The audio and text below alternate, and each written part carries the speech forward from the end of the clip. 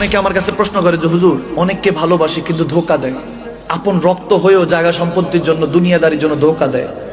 দেয় কি দেয় না? টাকা পয়সা দুনিয়াদারি এমন এক খারাপ জিনিস, আসফালা সাফিলিন বলা হয়েছে এই দুনিয়াকে, নিকৃষ্ট জায়গা। আপনি ধোকা খেয়ে বোকা হবেনি।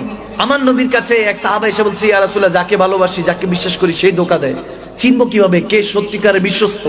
আমার নবী বলতেছেন, তাহলে বিশ্বস্ত হওয়ার একটা ওজিফা দিলেন। সুবহানাল্লাহ বলেন। বলে, ইয়া আলিমু ইয়া রহমানু ইয়া রাহিমু। পড়েন, ইয়া আলিমু ইয়া রহমানু ইয়া রাহিমু, ইয়া আলিমু ইয়া রহমানু ইয়া রাহিমু। তিনবার পরে বলতেছে, মনে মনে তিনবার পরে যাকে বিশ্বাস করতে চান তার চোখে চোখ রাখেন। রাখার পরে যদি দেখেন চোখ এদিক সেদিক হয়, বুঝবেন তার সাথে সম্পর্ক বেশি দিন টিকবে না। আর যদি দেখেন আপনার দিকে তাকায় আছে, পলক ফেলছে না, 2, 4, 5 সেকেন্ড 10 সেকেন্ড আপনার দিকে তাকায় আছে, বুঝবেন তার সাথে আপনার সম্পর্কটা বজায় রাখবেন কে? আওয়াজ দেয় না কে? আবার দেখো যুবক, কোনো জায়গায় ট্রাই করো না।